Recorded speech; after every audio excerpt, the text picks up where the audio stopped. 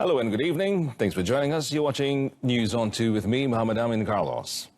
All quarters who propose to relocate the Orang Asli Batik community out of Kampung Kuala Koh at Jajahan Gua Musang firstly need to refer to the community itself. Minister in the Prime Minister's Department, P. Wethamurthy, said the relocating may go against their tradition and disrupt the routine of the community. The plan to relocate was proposed following reports of the 12 Orang Asli who reportedly had respiratory tract infection in the area. Kita kena faham cara hidup masyarakat suku kaum Batik ni dan kita kena follow lah apa yang mereka perlukan dan bukan apa yang kita inginkan lah, ya. Jadi mereka sudah biasa dengan keadaan mereka. Jadi sekiranya kita pindahkan mereka keluar daripada kawasan natural mereka, itu akan mengakibatkan satu kesan yang amat mendalam kepada mereka lah. In addition, Wetha said the government will identify more issues faced by the Batik community.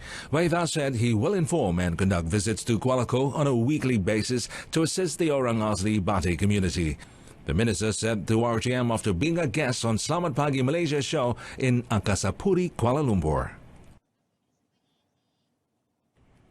Meanwhile, among the factors why the Orang Asli Batik community did not report their people's deaths is because they were very much traumatized. Wetha said the trauma faced by the family members and relatives of the deceased Orang Asli was the reason they did not report the cases of death to the relevant authorities. Mereka sebenarnya meminta maaf kepada kerajaan kerana tidak memaklumkan kepada kerajaan tentang kematian yang berlaku, dan mereka menyatakan bahawa mereka sendiri dalam trauma, ahli-ahli keluarga mereka sendiri yang meninggal dunia, mereka dalam keadaan trauma dan sebagainya, dan mereka tidak terfikirlah untuk maklumkan kepada kerajaan. Wetha also said he had held a discussion with the Orang Asli Batik community and will follow up with any developments. On 17 June, Health Minister Dr. Zulkifli Ahmad reportedly said that 37 out of 112 Orang Asli Batik members in Kampung Kuala Koh who had been experiencing symptoms of respiratory tract infection was found to have caught measles. And of the 112 Orang Asli cases, 3 deaths were recorded by the Health Ministry, with the latest victim being a 2-year-old boy who died of complications due to measles.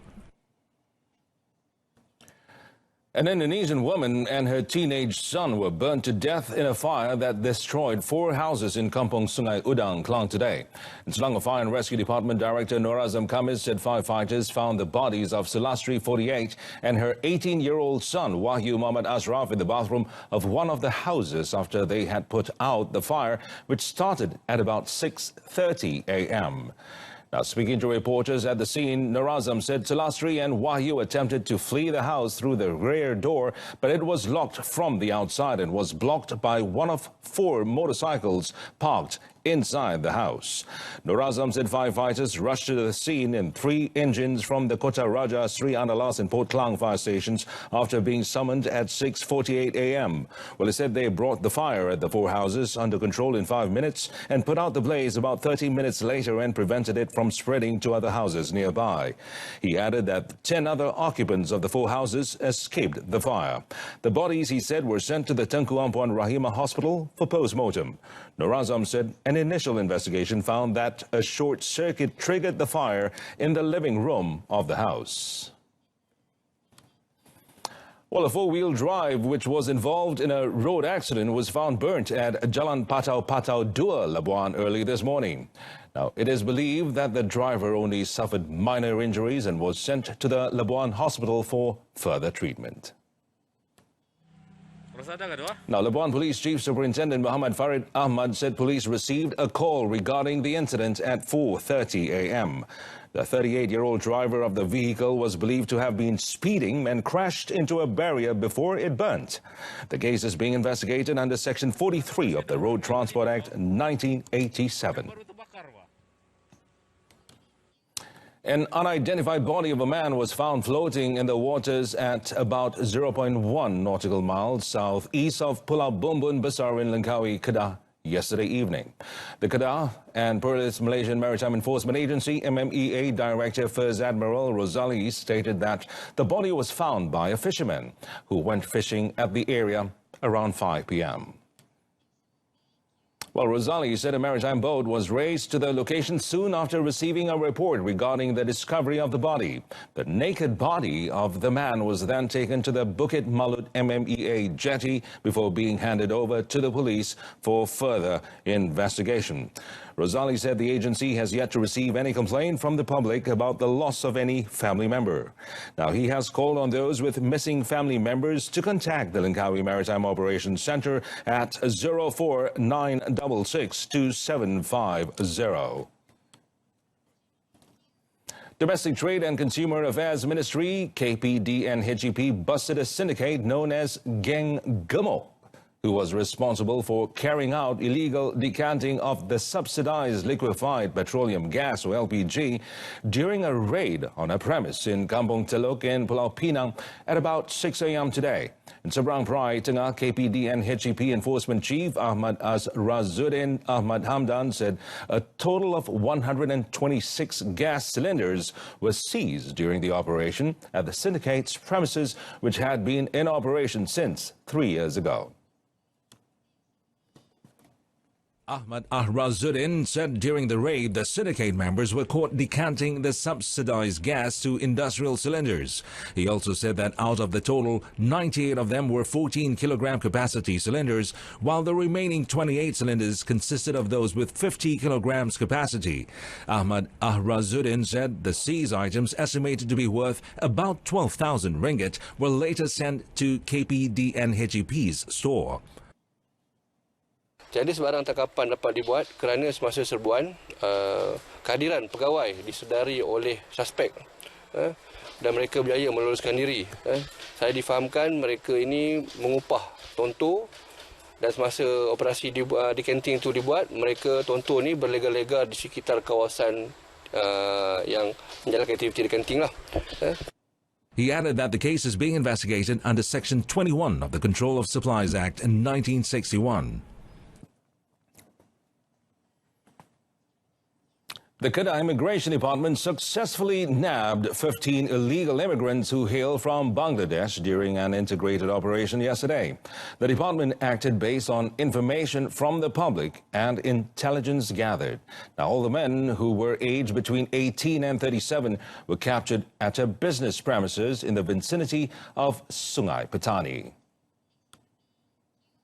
Well, Kedah Immigration Director Zuhair Jamaluddin, in a statement released today, said the operation began at 12:20 p.m. and concluded at 1:30 p.m. A total of 46 immigrants of various nationalities were inspected.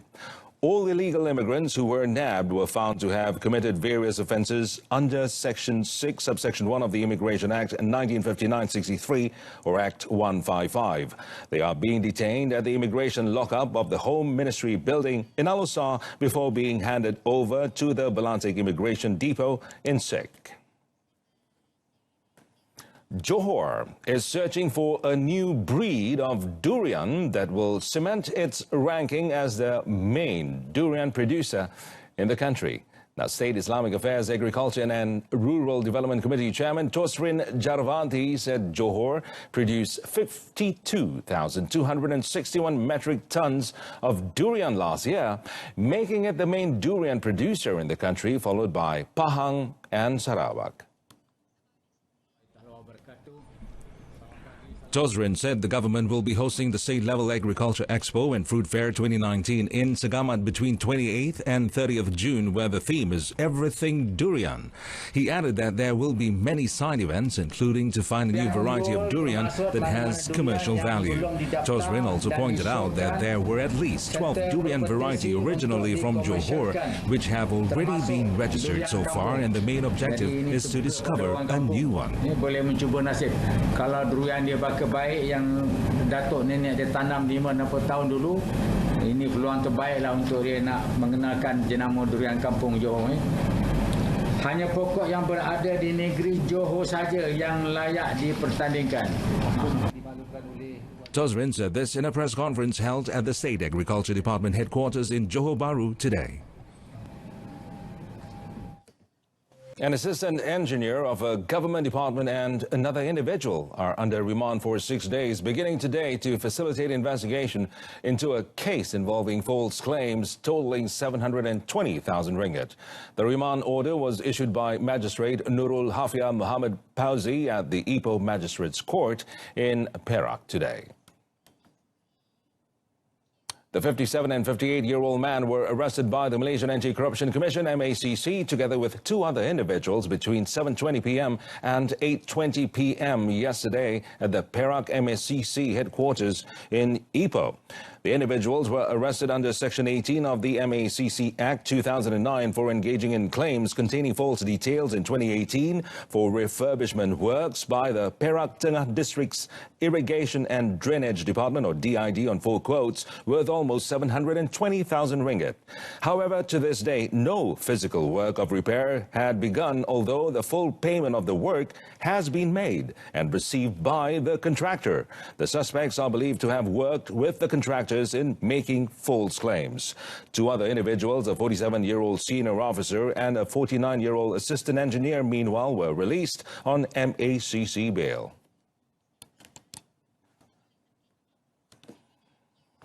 Now, actor and director Dato' Farid Kamil Johari has been granted a stay of execution for his 9-month jail sentence. Judge Dato' Abdul Karim Abdul Rahman made the decision at the Shah Alam High Court in Selangor earlier today. The judge also granted Dato' Farid a 10,000 ringgit bail with one surety. Now, his passport, meanwhile, was handed over to the court pending case completion. Dato' Farid was also ordered to report himself to his nearest police station once a month. On 15 May, the actor was also issued a 9-month jail sentence by the Petaling Jaya Magistrates Court for using a type of ganja, tetrahydrocannabinol, or THC, on 11 January last year. Dato' Farid was charged under Section 15, subsection 1, subsection A of the Dangerous Drugs Act, which carries a jail sentence of 2 years or a maximum fine of 5,000 ringgit or both.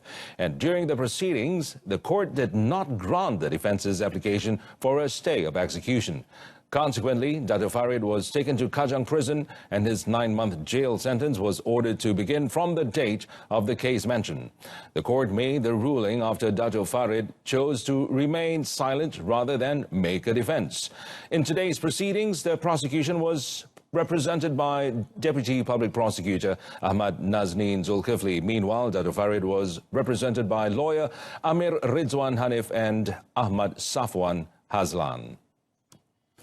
And we begin with Malaysian football, and Kelantan Football Association's first woman president, Bibi Ramjani Ilyas Khan, quit yesterday via an announcement on her Facebook account.